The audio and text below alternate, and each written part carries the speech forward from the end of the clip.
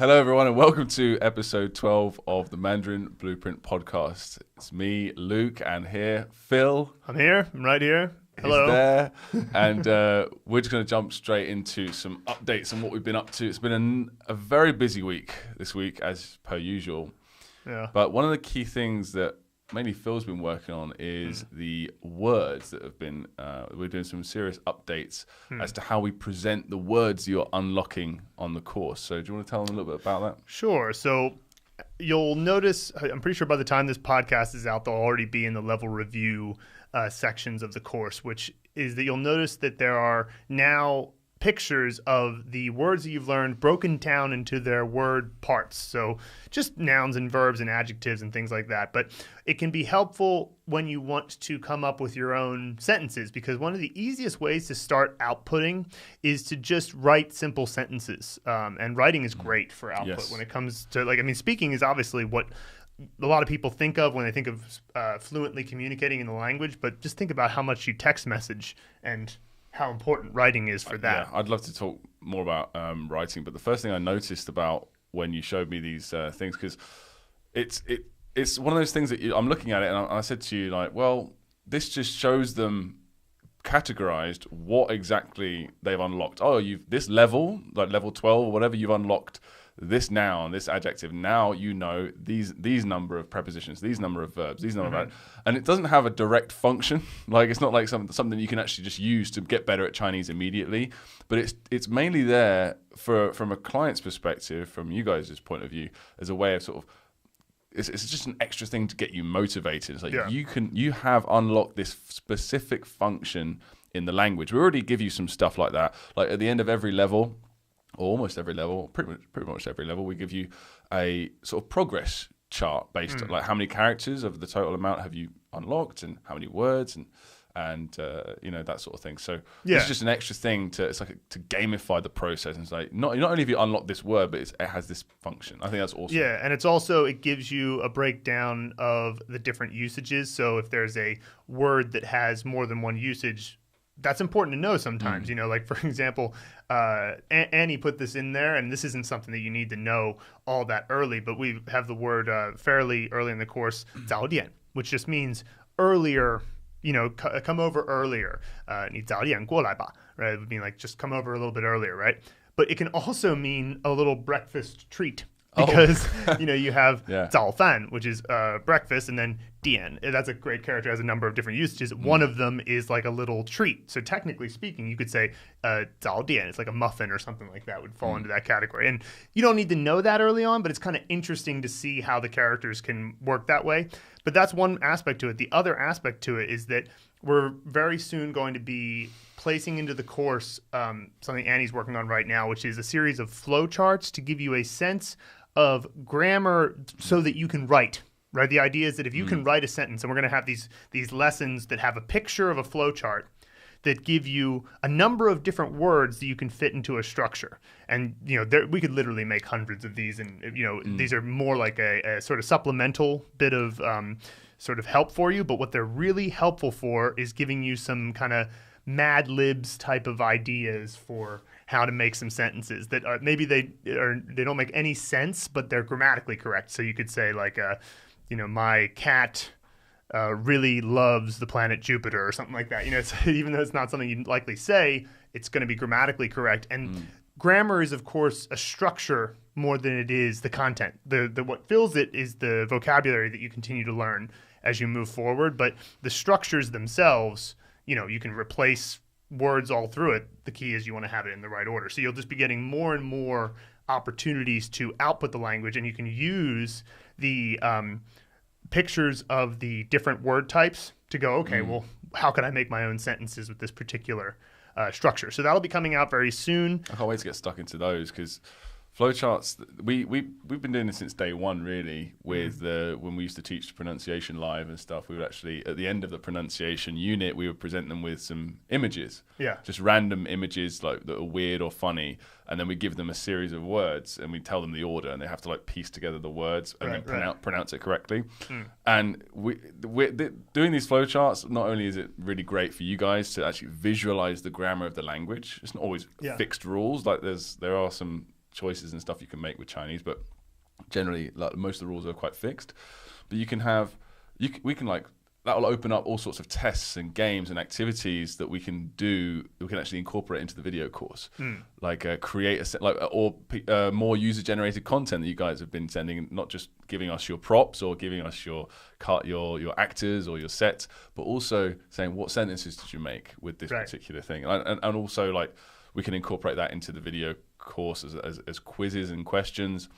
And I'm thinking there's tons of possibilities with the app that we're going to develop as well. Like what sort of interesting, cool sort of tests you can come up with for that. So we're very excited about that. Great. Another thing to add a little bit of value to the course for you guys. And it's also just as a comment on how you introduce grammar to people. It's like, we were big advocates of not focusing on the rule, but focusing on, okay, if there's a grammar point, you want to make sure that you see a lot of sentences that you understand made up of characters and words which is kind of the bread and butter of this course, that allows you to kind of get a feel for it. And the idea with these flowcharts is that you don't need to know why we decided to go with this particular point in the flowchart. Like maybe in the flowchart, we're really focusing on the third word, and we give you a lot of different choices on the third word, but we give you fewer choices on the other ones. There's a reason behind it, but you don't have to know it. Like it's unnecessary for you to be like aware, like, okay, in Chinese, there's a 定语, 主语, 谓语, 宾语, and like all that stuff. It's like I hated that stuff is unnecessary for you to know, but it is necessary for us as the content creators to make sure you're seeing all the possible combinations. So it'll give you a chance to learn grammar in a much more like, oh, that's how it works way. I've already seen these sentences and now I see the pattern, versus, okay, I guess this is how grammar works, which is usually what happens in university, that's for sure.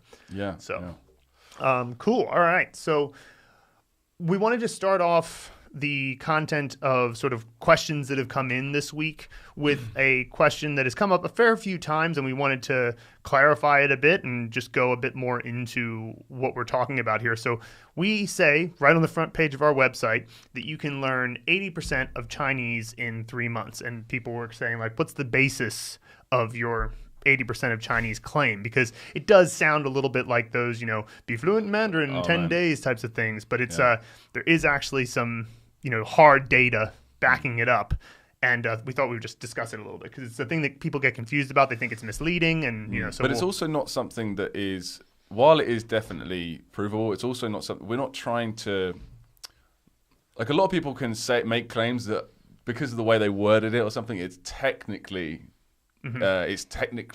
like legal and not lying to say, but actually they know full well that it creates the wrong impression in people's minds about what's possible with certain materials or whatever. We are not trying to do that, so I think it's really important that we break it down for that reason too. Now, the reason sometimes people think this is a misleading claim is because they'll say, okay, yes, technically it's true that you can learn 80% of Chinese by frequency in a relatively short amount of time, but that's just because it's the good aspect of the 80-20 rule, which is to say that 80% of the results come from 20% of the effort. And this is true of almost any learning endeavor and a number of other things as well. But if you just think of learning endeavors, there's a number of things that are really high frequency. And so if you learn them first, the bang for your buck is really high. And so the first thing we did is say, okay, well, let's be objective about this. What is that 80%? And so we looked at a corpus of 15 billion Chinese words. And I'll get into a minute why that's not a perfectly accurate thing, but just for the sake of understanding the logic behind it, 15 billion Chinese words from various things, newspaper articles, Weibo, periodicals, books, magazines. It's a bunch of different types of things, so you get a good mix of written and spoken Chinese. And then what it does is it takes each word and it figures out, okay, out of that 15 billion, how many times did this word show up, right? And then it makes a hierarchy, it just makes a list. And if you do the top 1,000 words in Chinese, they make up 11,700,000,000. Yes, 11,700,000,000 occurrences. And so, and the reason I'm coming up with these approximate numbers is because it's not perfect. The AIs that do analysis of words in Chinese sometimes get the border between words wrong, because it's very easy to do in Chinese, of course. Right. It's actually, they're not bad, they're not terrible, but there's certain things where it's like, oh, that's not actually a word. If you ever use a link lingq.com, which we often recommend for like slightly higher level, I guess, people. But they have the same sort of thing. It's just it's an AI character or word analyzer. And they always make these sorts of little mistakes every now and then. But generally, it's very accurate. Right. And so the point is, so we have 11,700 million occurrences out of the 15 billion that are made up of the top 1,000 characters. So that means if you learn the top 1,000 characters, you're going to recognize, technically that's 78%, but again, I don't think that the 80% claim is unjustified considering the potential, like, that's only of written, by the way. Of spoken, it's actually higher on average. Yeah, if we were to just like break it down, into just spoken. But the point is, that's where the number comes from. And then people will say, well, that's misleading, though, because to get to the other 20%, you need to put in the other 80% of the effort. And first of all, I just want to first say that we've never made the claim that, once you get to 80%, it's like it's just a cakewalk to the remaining 20%. As a matter of fact, very early in the course, we make that extraordinarily clear. So we don't mislead people in that sense. We're making a claim that you can get to 80% of Mandarin Chinese by frequency by learning these top 1,000 words, and you have to learn them properly, hence the all the various things we do to make sure you've really acquired the word. It's deeper than that, right? Because it's not just obviously we need a one line to basically sum it up, so then people look deeper and then they'll discover the actual sort of ins and outs of how it works and how the language works. So for example, one big example that we don't have the space in our website header to talk about is that 80%, that first 80%, we were talking about this before the podcast, like that is tough. That's the hardest bit that we've made as easy as possible. It exists in fog is the way you could think of it. It's exactly. You're just a realm of fog. You're fumbling your way through trying to figure out like what is a Chinese character? What is a Chinese word? How does Chinese grammar work? It's all brand new. Yeah. Whereas after that foundation period is built, it's not only 80% coverage and 20% of the effort. It's different kind of that other 80% of the effort that's left for to learn the remaining whatever 20% of the language. It's different. It's still time invested, a lot of time, but it's so much easier and more fun after that because you have a foundation. You can read and listen and learn the language more naturally. Yeah, so I think that like the way you could conceptualize it is that because it's tricky because you're talking about effort, right? So we say 80% of the results come from 20% of the effort. And effort sounds like a thing like I'm looking at the book and straining my mind, right? That type of effort. And I'd really say that think of it more in terms of time. Because it will probably take, 4 to 5 times as long to gain that remaining 20%. But the nature of what you're doing in that time is far more enjoyable. Well, we've tried to make the first 20 or 80% as enjoyable as we can, but it's far more enjoyable because you're reading actual content. Like you're reading stuff that is, and of course, graded readers come in really handy here, which we'll get to in a second. But that's why we grade our content. That's why we make sure that you can understand as much as possible of the content that you're reading so that you acquire language. But it's so much more straightforward. And you can cover all the major grammatical structures in that 80% period. You can cover, obviously the most frequent words and most frequent characters.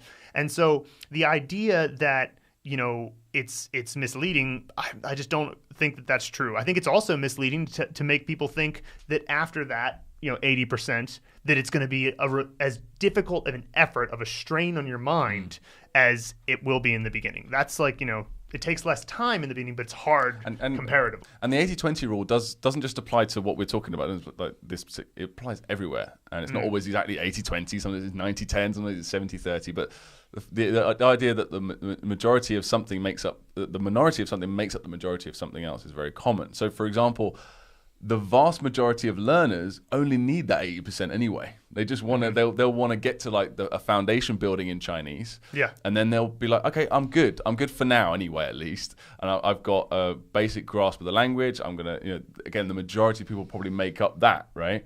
And then for those of you that want to go deeper and keep learning that extra 20, that other 20%, well, I guess it wouldn't be the whole entirety of the language. It'd be like more like 80, nobody ever really reaches 100%. But the diminishing returns become so much that you reach but anyway, yeah. Yeah, but if you want to do that, then of course, that's why we keep making content and expanding out the course for you. Yeah, that's just the start for us as well, remember. Yeah. That 80% coverage. The other 20% we are working our butts off to get to right now, and we're going to be upgrading the course very soon. Yeah, which is it's a huge project, but it's also the idea is that it's all about incredible mass input of comprehensible language, just all the time. Like once you get to that point, it's just about read, listen as much as you can, Katsumoto style, immerse yourself, do as much as you can day to day. And so that's the idea there. It's much more straightforward. Whereas, in the first bit, you got to be like, okay, what the heck is a character? I don't even know what this is. I got to figure out, how do I break it down? How do I use incredibly amazing byproducts of our evolution to visualize each aspect of a Chinese character? I mean, these are tricky questions, but once you get through it, then it's far more straightforward. Now, again, it might take you another, say, let's say you spend 3 months to get to 80%. It might take you another year and a half to get to the point, or less. I'm saying a year and a half to get to the point where you might pass the HSK 6.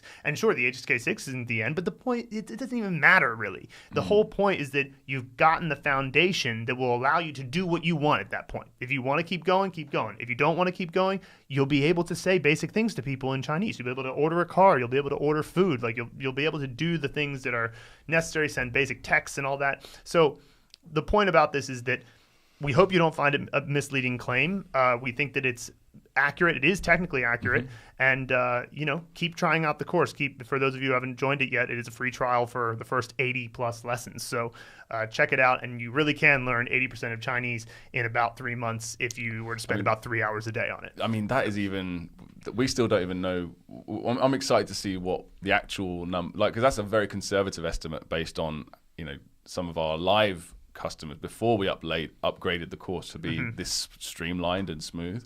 So I'm very excited to see what the possibilities are. Considering we had one gentleman learn 100 characters in 2 days, I'm excited to see what is the sort of top point of that. Yeah, so far, we have a guy, Luke Taylor, I believe he's finished now, and that means that he got it done in 2.5 months. So that's because the content gets greater as you go through the course. So the first 105 characters, but even that though, even the first 105 characters, what are you doing during that time? Well, you're figuring out how the heck the character learning method works. So you could say, the next 500 characters to get to 600, that's more time than the first 105. And it's like, yeah, but it's way easier to do because you already know the method. So it's the same analogy to after you get past the 600 characters, it's like, it's so much time to get to the 3,000 characters and be able to read novels. It's like, yeah, but it's the whole path is easier to walk. So no fog. Right? Yeah, less fog. It's clearer, guaranteed progress. Yeah. So I'm really excited. We're both excited to see what are the full capabilities of this. We still don't know.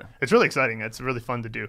Okay, so next we have a question that I put next because we can relate it back to this 80% of Chinese discussion, which is from the email. Jared says, what are your leveling standards for the course? And I'm not totally sure if Jared means do you use the HSK or, do you use something what external source do you use? Or if he's asking, how do we determine level 1, level 2, level 3, up to currently there's 36 levels of the course. But we just answer both. So the first one is what are your leveling standards for the course is based on that corpus we just talked about. So there's that, 15 billion characters and the 11,700,000,000 characters that have come from the first top 1,000. So that's the sort of how do we figure out where do we draw the line and say 80%? That's how we do it. Now, the second thing is that when it comes to the levels of the course, we did a kind of an analysis of which components are you grouping together. So if you introduce a new prop or a new component in the course,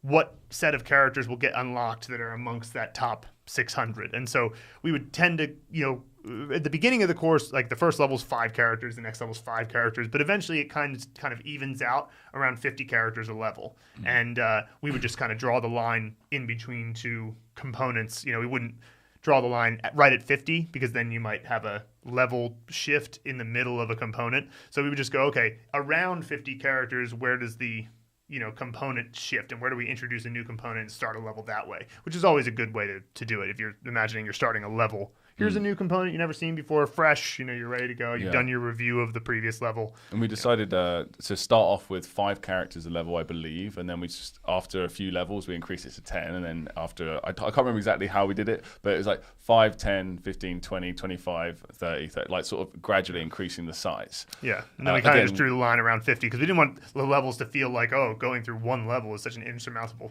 task. But we also want to make it challenging enough that you feel good about finishing a level. You finish level 22, you're you're like, okay, that was a lot of stuff, but I did it, So Yeah.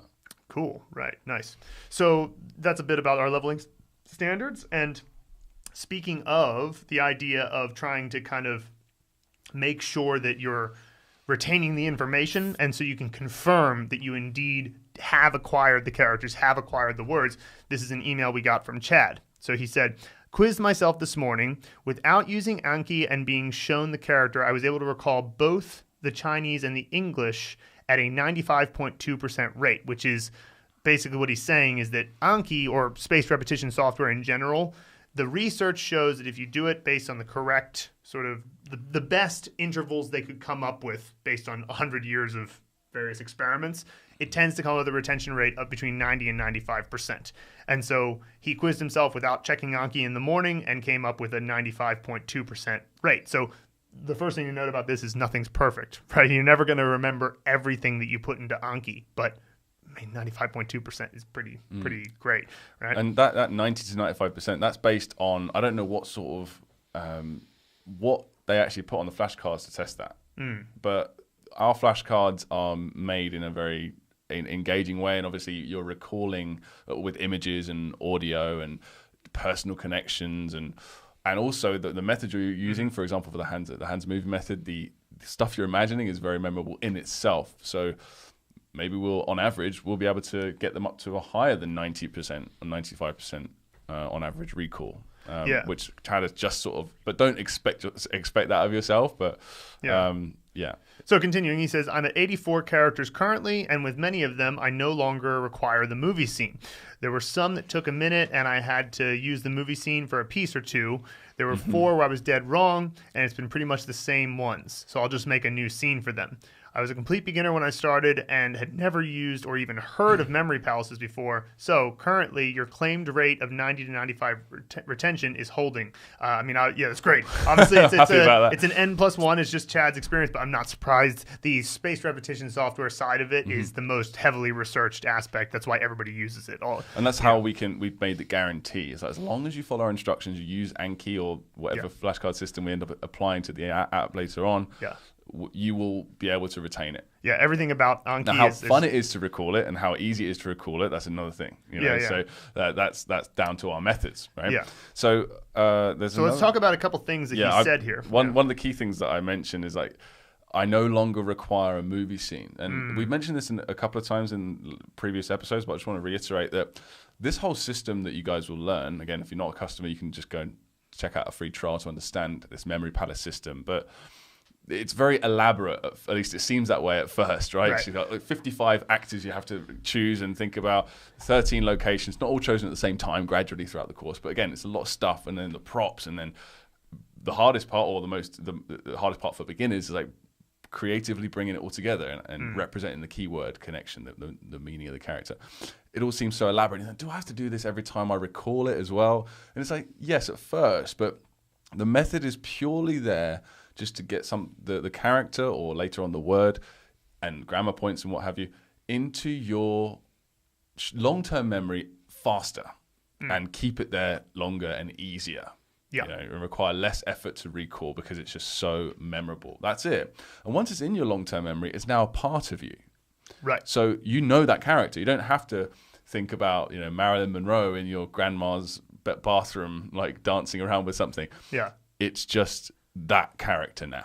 You know, and you just write it and you speak it. And yes, you'll forget bits. But this is actually when I was learning, and I'm sure you found this too, when I was doing this method, the most fun things and satisfying things would be when I'd forget a character temporarily, or a part of a character, and I'd jump back into my memory palace.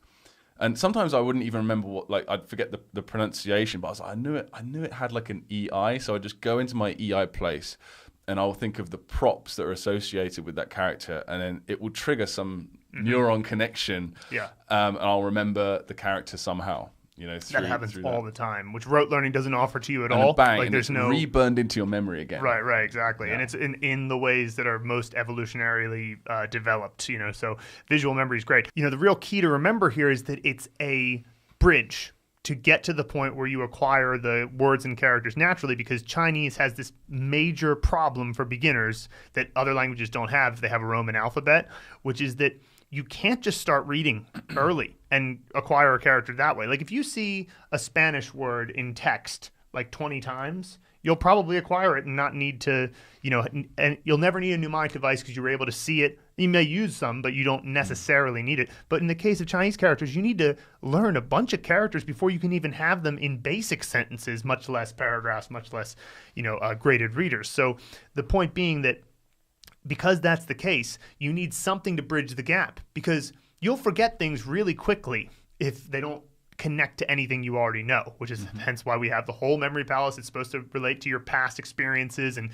all of those good memory techniques, but you have to have something that gets you from I don't know anything to I'm reading things in context that is actually effective. So the point here is you do not need to remember these scenes forever. You just need to remember them long enough till you can see the character in enough context that you've got it.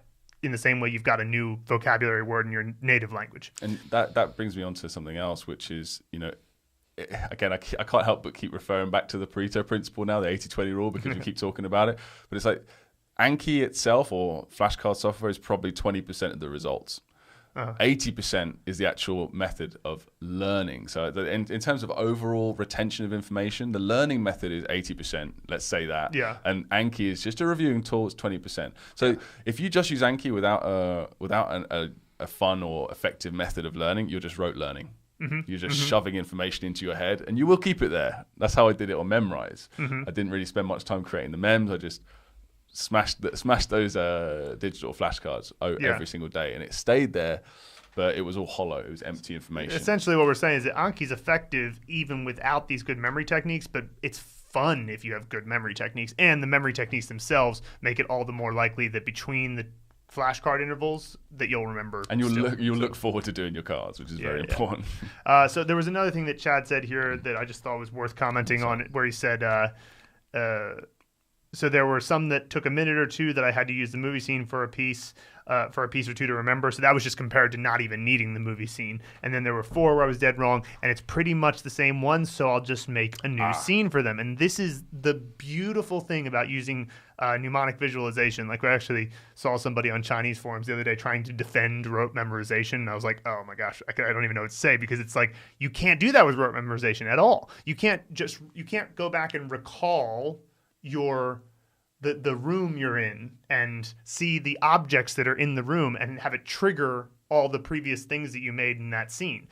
You just have to do it again. If you forget a character you tried to memorize, just go write it another 100 times. Start from zero, it takes way longer. So the recall is very, very helpful when it comes to using mnemonic visualization. And also, they're known, if you keep getting the same ones wrong, good idea to go and start afresh. Yeah. Because maybe you learned it when you weren't in the best of situations, like mentally, or like mood wasn't right, or you just didn't know the method very well at that time. Yeah. And these are also known as leeches, I believe. Yeah, that's what Anki calls them. Yeah. Anki calls them leeches, whether you keep getting the same ones wrong.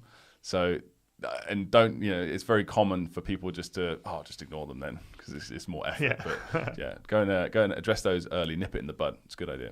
Okay, so this is a relevant question. So the next email says, just finished level 12, so I wanted to ask what you might recommend for me in terms of a Chinese reader. I'd want to get a hard copy of something as opposed to online material. I'm old-fashioned when it comes to that. And this is so funny because there is absolutely a service for this already called Mandarin Companion. We're big fans of these guys, John Pasden and Jared Turner. They also, I don't know if Jared does, but I know that John does Chinese Grammar Wiki. I believe, I'm not sure about Jared, but All Set Learning, yeah. Mandarin Companion is one. Chinese Breeze, I believe, is another. I'm not sure if it's same creator or not, but it's similar. Idea. It's just hardcover books, and one of the things I like that they do is they'll underline the names of places and people, because that tends to drive learners crazy. Yeah, it's always a good idea. Because I used to drive me crazy. It still does occasionally when I'm not paying attention enough. And I was like, what is this? Is this a thing? Is this what is? Oh, it's a bloody name. Yeah. so it's like, how did I not learn this? And it's like, but yeah, if you know what the names are, actually I was thinking about that with our material. So the other thing is that after level 12, you're about to start getting sentences. And of course, sentences are probably the level you should be at after level 12. You only know 105 characters at that point. So I wouldn't necessarily recommend jumping right into graded readers quite yet, but you probably could when you get to about level 20 or so. But the level 20, we start to introduce graded paragraphs, and then we start to introduce graded stories in phase 5, which is level 31 through 36. So you will get graded content. I mean, it's not a hard copy book, so if you want a hard copy book, Mandarin Companion is the way to go. But if you take away the names and the proper nouns like cities and whatever, then and of course, bearing in mind that we will tell you if there's a top-down word in any of these texts, a word that you haven't acquired yet. But if you take that out, you can get to something like 98% comprehension, which is what's called extensive reading, and that's the sweet spot for acquiring language. The more extensive reading you can do, which is to say 98% or higher comprehension, the faster you will acquire language. It's really, the studies are pretty extensive on extensive reading. And I will put a link to there's this great PDF about extensive reading from the Extensive Reading Foundation. There's a whole foundation because it's so useful. So we think that the Mandarin Blueprint Method combined with extensive reading from things like Mandarin Companion is a really killer combination. Mm-hmm. Absolutely. Okay. So should we jump into this make a movie here? Yeah, sure. We got to make a movie for RÀNG. This means, this has a few meanings, but it's like, usually it's used to make someone do something or to have someone do something, like, oh, have him get me a coffee or something like that. It's kind of that. It's weird because it's actually the word make, as in like to make someone do something, but it's also allow someone to do something. Mm-hmm, mm-hmm, yeah. So it's got those two meanings. And then it also has the meaning of to move out of the way, yield or move out of the like way. 让步, like, okay, fine, you know. Yeah. So the location here is former home. It's a place where he spent a lot of time being angry. A-N-G is the set. So that's a way of connecting that. I like that. That's a good I was an angry time Maybe in my life. He had a bad neighbor or something. Actor is his cousin Ryan. Megaphone and God, Shangdi. I arrived back at my former home to find my cousin Ryan conducting a cult meeting in the backyard. I ask him what he's doing, and he says that they are trying to summon the god, Shangdi. So that would be the Tian the right side component. That's just. I stand by the back door and watch as they begin chanting. All of a sudden, Shangdi begins descending into my backyard. Upon landing in my yard, my cousin pulls out his megaphone and says, "Yield for the god, Shangdi, give way, move away." And yield is the key word that we give for this one. Sure. Back. The crowd parts and Shangdi makes his way through the crowd and heads into my house and uses the bathroom. Okay. Yeah, so we get the final. It's in the backyard already, which is fourth tone, but he even uses the bathroom, which is also the other place we say can be fourth tone. And that is a key thing, is involving the location, involving the room a little bit. It really cements the pronunciation. I don't have no issues with this at all. That's a really solid movie scene. Yeah, and you got all the the one thing that you could theoretically criticize in this one is that there is there's words said in it, yield for the god Shangdi, but it's also very visual. The crowd parts. It's also visual. We always say to people, never fully rely on audio, right? Because that it has to be visual, and Chad has definitely put in a visual aspect here, so that's great. Yeah, and it's so very good. All right, nice. All right, next. MULYATIH, I'm probably saying that wrong, on Mandarin Finals categorized. So this is from Pronunciation Mastery. Wow, I never thought about a diagram. So we'll probably be able to get an image. So we can put the image in here. We'll put the image in here for you guys to check out under this comment. Thanks for introducing it. It simplifies things. So this will be on Mandarin Finals. So we actually categorize all of the finals, the nasal finals and the... it's a nifty little and the, chart you put. The compound finals, as well as we do the same thing for all of the initials as well. So we separate them out and clarify them. These are all the initials. I believe that I can't remember exactly. I think it's 21.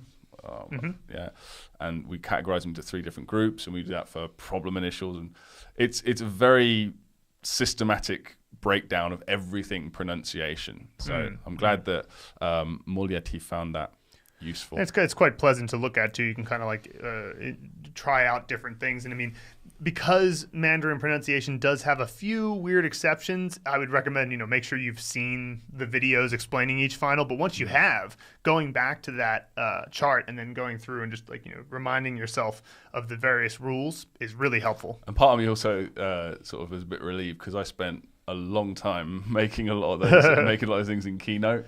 Yeah. And so I'm glad that someone actually got used to it. Sometimes I was looking at it, I was like, I hope someone actually uses this. So that's awesome. All right, cool. The next one is from SOLEDAD MORILLAS on click play and follow the instructions, learn Chinese. So this is one of the very early videos. I think it's the second video. Yeah, from the Mandarin Blueprint Method course. He says, yeah, I believe it's a he. I've been learning around 1,200 Chinese words in Pinyin for the last 7 years. Just using Pinyin. Oh, yeah. With ups and downs. Now, my challenge is acquiring those same words with their characters, but in those just few months. So here we go. I'm sure that you'll easily be able to, because you'll got a basis as well to attach the new information to. It's not starting absolutely from scratch. It's closer to like what a Chinese person is dealing with when they start. I mean, it's not totally, because they're really spoken, like they're fluent on a pretty high level by the time they start learning characters. But the fact that you already have been exposed to these characters, I'll tell you this, if you see a character that you are sure you know the word to, feel free to streamline the mnemonic process, because half of the reason to do the mnemonic process is because you don't know the pronunciation. But if you're sure you have the pronunciation, including the tone, it's got to include the tone, then feel free to streamline the mnemonic visualization process a bit. What do you mean streamline? You mean just not bother with it, or do you mean? Well, I mean, it's like you don't necessarily, if you know the pronunciation, you could just do it Heisig style and have just imagine wherever you want something happening with the props, with the two character components. It's just, don't make it harder on yourself if you already have mastered something. It's basically all I'm saying. Phil just mentioned Heisig there. It's Heisig.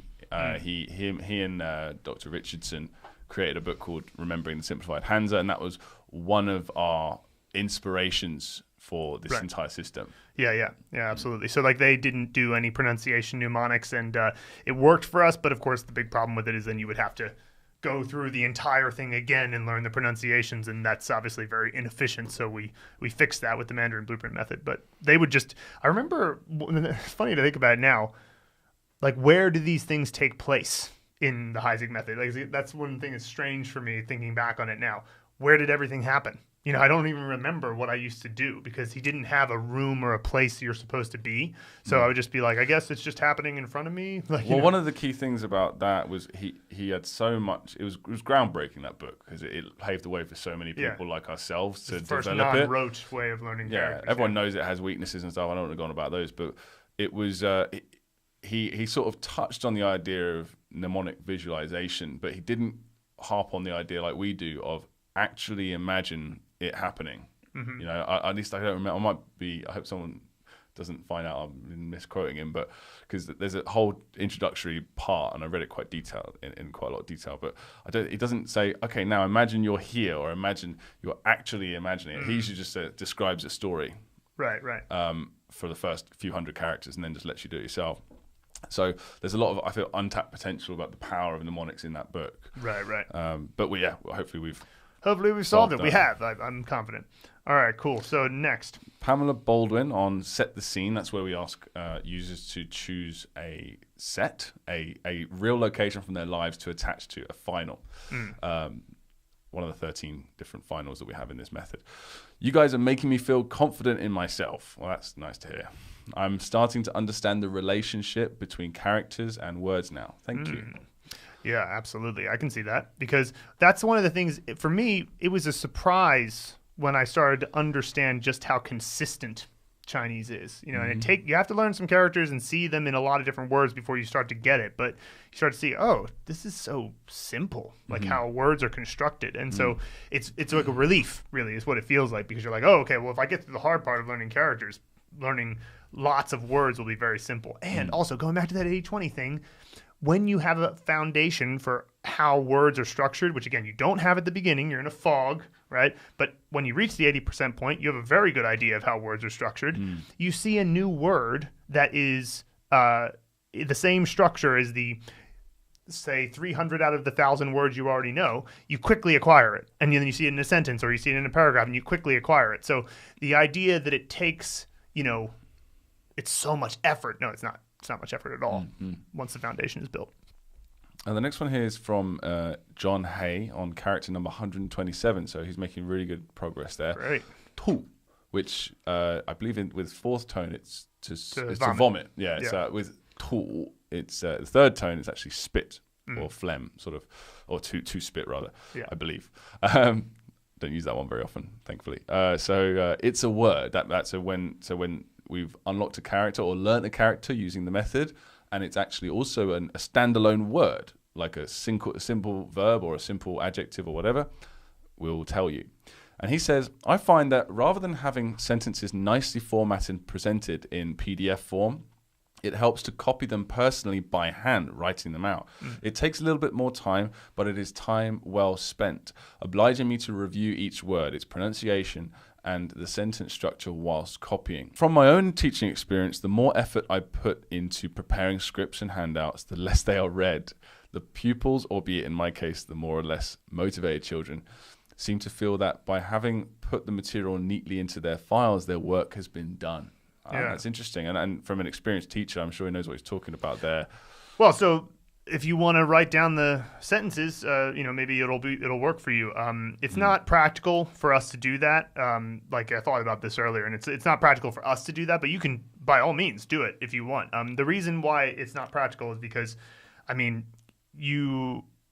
how are you going to know what sentences to make at this stage? Like, we have to provide the sentences, but that's why every single sentence has a flashcard, and we expect you to do the flashcards. So it's like the flashcards are already there waiting for you, and they're going to come up in your queue. So in order to avoid them, you would have to skip them or delete them or something. You'd have to actively remove them from your queue. So I don't really think it's an issue if you're not the type of person who wants to write them down. But if you want to write them down, I do think there's merit to what he's saying about putting the effort into thinking about each word. But he's saying obliging me to review each word. Well, Anki obliges you to review each word too. So like it don't feel like you have to do this, but if it helps you, there's certainly a tactile response you can get from writing out a sentence that is quite good. But it would be a bit impractical to do that for every single sentence, because then you'd be not really doing it in the most efficient way. So do it when you want to, I say.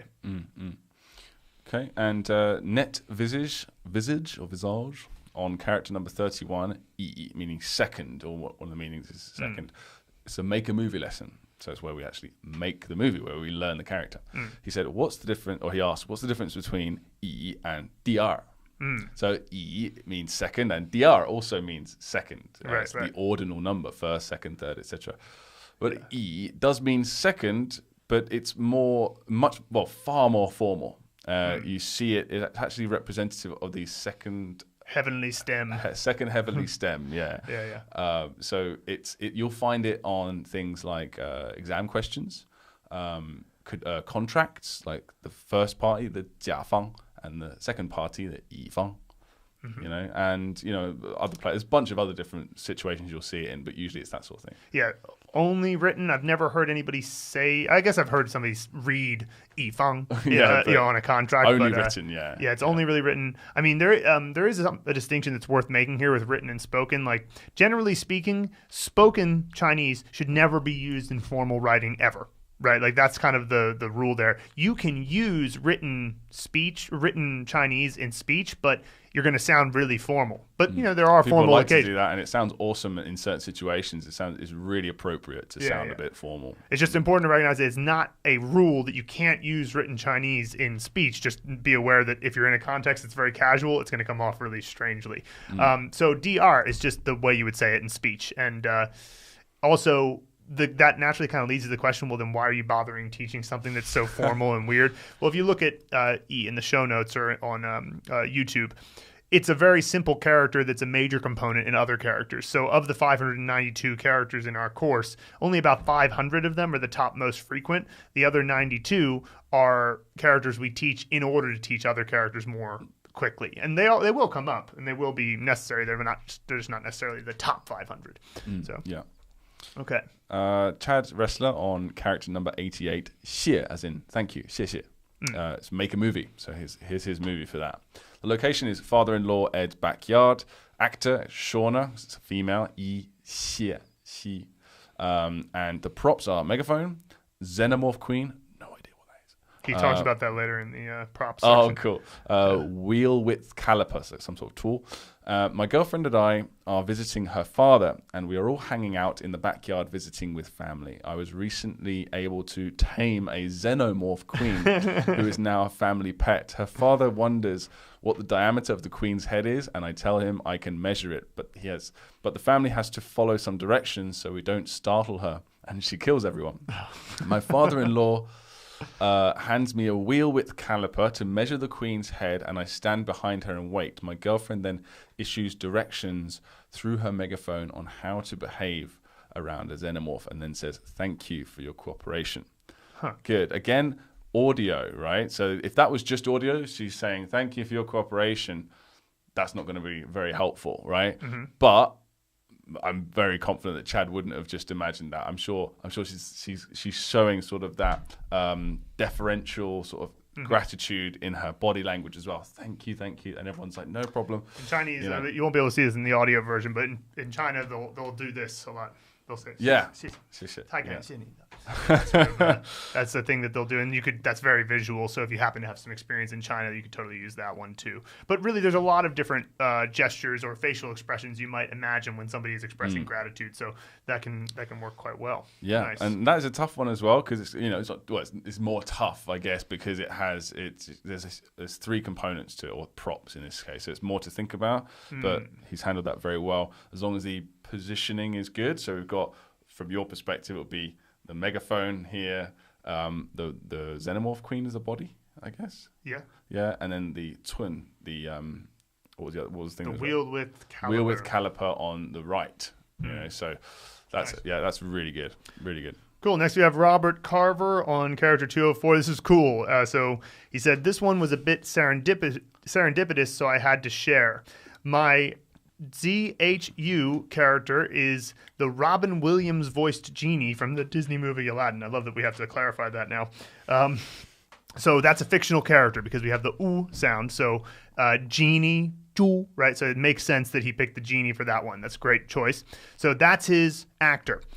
And my prop for the master character is Aladdin because he's the genie's master. So it happens that his actor for ZHÜ and the prop for the right side component are both from the movie Aladdin, and it just is quite serendipitous. Okay, so these two decisions happened apart from each other. So when this character zhuŌ came up, it was perfect. You get that sometimes. It's great. Yeah. I can't exactly list any right now, but there's loads of situations that comes up as you're learning. It's like, oh, brilliant! I'm so glad these two things are together. I get to or this actor's personality is perfect for this meaning, or exactly. It happens all the time. It's great. All right, so here's what actually happened. So Aladdin is using one of his wishes and tells the genie he wants to be hot, meaning attractive, but the genie misunderstands, and when he snaps his fingers, Aladdin explodes in flames and starts running around screaming.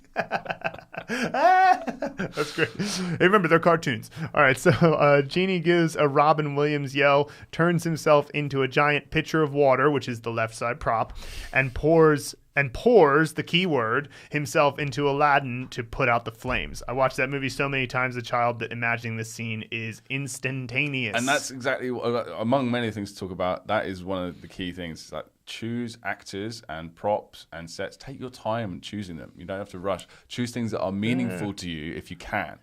As meaningful or as memorable as possible. And so choose actors that you know personally, or you know a lot about, or you love, or you hate. Yeah. So, yeah. And that's exactly why. Because they write themselves. These scenes write themselves if you know who are involved. Yeah. So this is character 204, and he learned it almost instantly, right? So if you only had to learn 100 characters to learn all the characters in Chinese, it would not be worth going through the process of figuring it. It would be far too complicated because it's about a 6-step process, a 6 or 7-step process for each scene, right? But people report that it takes usually about 30 characters through the video course, because the 30 characters is way more than 30 videos because we're teaching you how to do the method. So after about 30 characters, people say, yeah, okay, I understand how it works, right? So suppose you want to get to 3,000 characters. It takes 1% of the characters to get the method down, the remaining 2,970, you have this amazing mnemonic method in your brain. So it's absolutely worth it. Like, some people think it's complicated when they first see it, and completely understandable because it is any 6 or 7 step process when you first see it. It's like, that seems a little bit like a lot of moving parts. But seriously, how many times do you have to do a 7-step process for you're like, okay, I got it. So clearly here, Robert just, he pulled this out at 2:04, instantaneously gets it, and it's only going to get easier as you go on. You're only going to get better at it. So, yeah. Yeah, it seems fine here. I would just this is just in case. I always just I'm not saying this to criticize Robert's scene in any way. It's just in case people listening get the wrong idea about how. So you've got to make sure that props, for example, in this case, I'm a bit concerned about the pitcher of water prop. The props have to be not only distinct from other props and other objects in the room, but also they have to be consistent. So the genie would have to turn into, or it's rather better. I want to say have to at any point really, but it's best that the genie would turn into the actual water prop, whatever it was you use, whether it's a fountain or a water balloon or a water gun or whatever it was. The genie turns into that, and it's clearly that prop. It's not a new, different prop. I think that even better, the genie just conjures the prop because he's a genie, so it's not even weird that he would do that. It's not confusing about why he would do that because Aladdin's on fire, so it's like, okay, I'll conjure a thing. That way, the genie remains in this. Again, he's going to remember this because he loves that movie, but that would be listening. You can still see the genie, you can still see the thing to pour, and then the pouring is the And that helps if you do have to recall it for some reason later. You have to go back and go, what was that thing again? You might go back and be like, I see the water, but who was the actor for this? Was it John? Who's the actor? And so it can cause issues. Just general guidelines we like to give. By the way, that zhu character, one of my favorite words in Chinese is 注意, which means to pay attention, but it literally means pour meaning, right? So it's like pour the meaning on this thing. The most common way you'll see is 注意安全, which just means pay attention to safety or be cognizant of the safety. So pour your attention on safety. And it's like, sure, that's it's a really cool way to conceptualize it. Absolutely. Another one, next comment here is another make a movie. This is for dai, as in D-A-I, to replace or substitute something. I believe substitute is the key word for this. Location is backyard of my old trailer. Actor is Dustin, co-worker. The props, if you look at the left side component, that's Chuck Norris representing the man component, the manliest man that's ever manned. And the right side component is actually an arrow. That's what it is. It's a pictogram of that. So we ask people to choose some sort of arrow. So he says, my co-worker Dustin and I are hanging out in the backyard at my old trailer, and he asks if he can borrow one of my DVDs.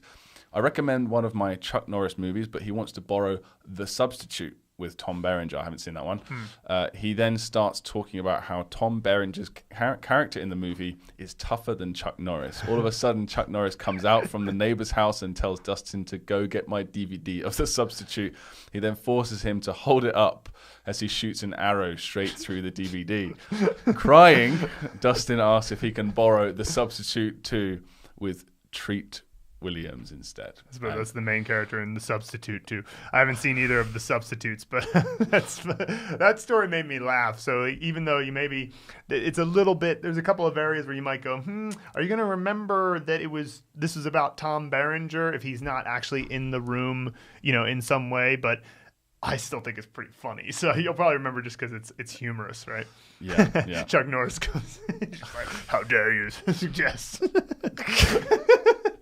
Anybody can be manlier than me. This just reminds me back when we were learning, like when we were doing it, we'd sit there in silence for like half an hour at a time, and every now and then we'd just be like, and just like, what? Tell me a story. Oh, it's just 4 tentacles, attacking a mole. Oh, yeah. Next one is from Jeffrey Uppelschotten on character 108, draw, as in drawza, make a movie. Question about props here. In this case, the props could also be a key, as in to occupy. That occupy being the top part there. A razor blade and a tree. So a key, a razor blade, and a tree. 3 components. Does it matter which you choose? I can imagine that this will happen more often later on. Now, this is going to be tough for people who aren't familiar with the method, or even for people that are doing the method, to understand exactly what he means here. But he's using different combinations of props, like dividing at different points in the character. It's just very possible at many different times. One that's this reminds me of another one that we've had from a client, which actually was better than the one that we suggested, which is for Bai 100. Right. Okay. In my opinion, I think his suggestion, or was it Bai, or was it? No, it was mian, as in mian. Noodles or face.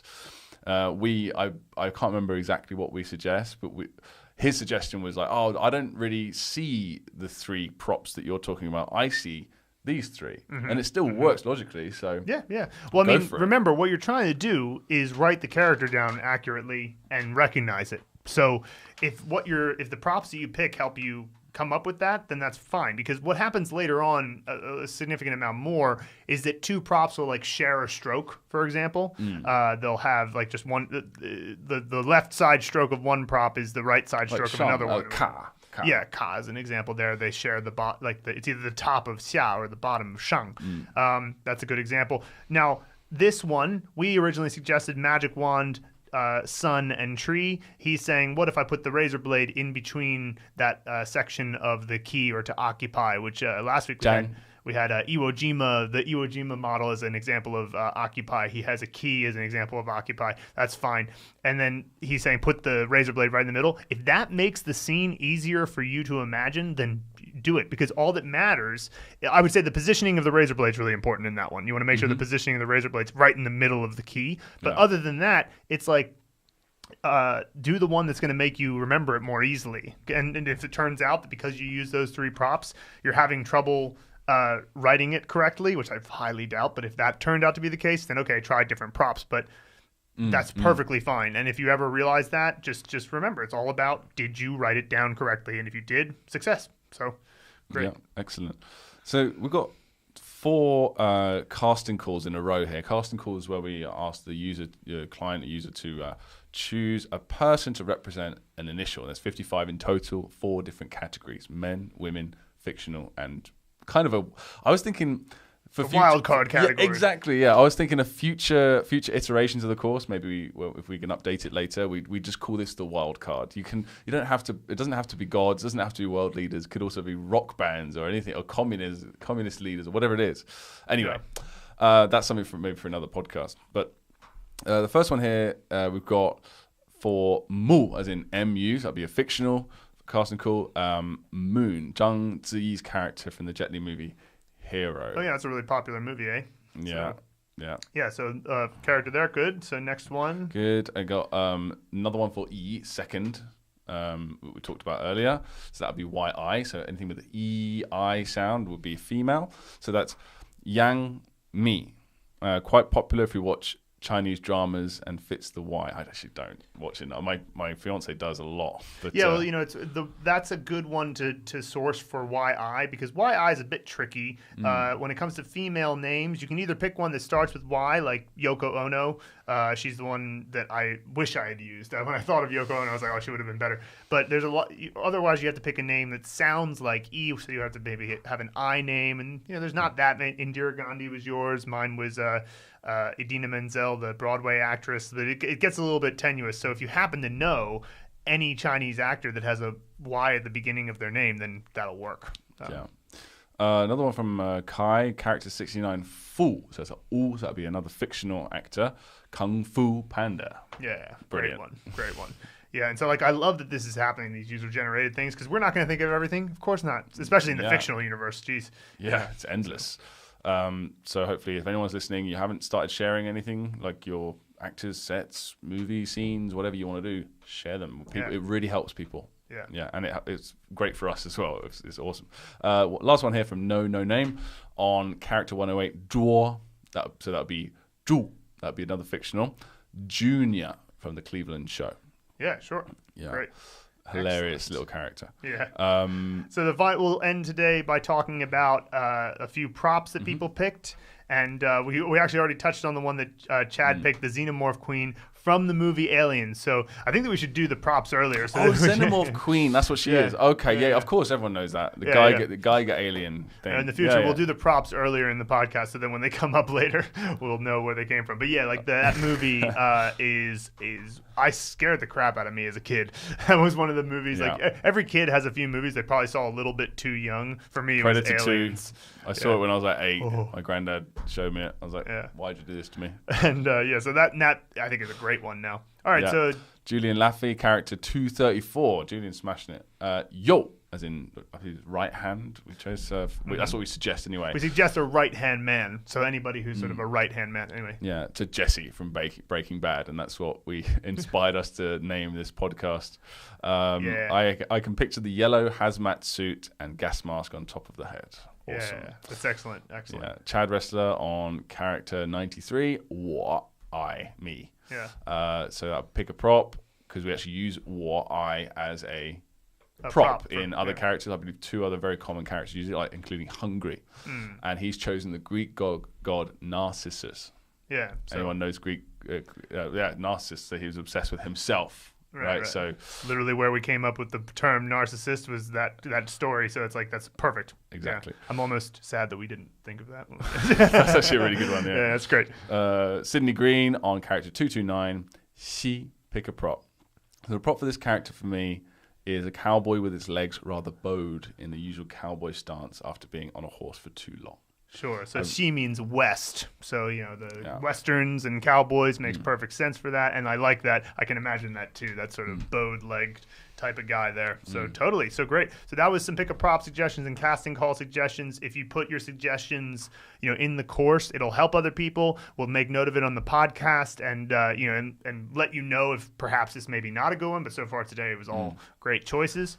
And before we sign off today, I just wanted to address one quick thing, which is, we had a very valued customer come up to us, not come up to us in the street, but he sent a message to us, and he basically just said that, one of our podcasts with Scott Draper a couple of podcasts ago, number 9, he was a little bit, upset about some of the language that we used and that Scott used, and especially some of the imagery that we used, and we just wanted to say sorry to anyone that was, if that bothered you at all. How to say? I mean, Scott is he's his own guy, he's his own man, and we're very close friends for many years. So we kind of let a little bit too much, I guess, like locker room talk. We just forgot to mention it at the beginning of the podcast that, like, hey, please don't swear or because we want to keep it family friendly. We want people to be able to listen to this podcast while they're in the car with their kids, and so exactly. Like that. And also what you made a really good point, which I replied to the person was, we've both, especially me, like, I've been obsessed with trying to keep this whole thing as family friendly as possible throughout the course. Yeah. So why wouldn't we also translate that to the blog and the podcast and everything else we make? And it makes sense. Like, so let's. We might, and I also mentioned as well that we're probably going to swear every now and then. We're going to really try not to, but it's like we don't want to censor ourselves too much, especially our guests. We might talk about, we might get into more controversial topics later. Who knows? We might start talking about, China and in more general sense, and things might come up. And so we're not going to edit or delete stuff we've already posted. But all we're going to say to you guys is we've made like a joint decision that we're going to just make this as family friendly as we possibly can.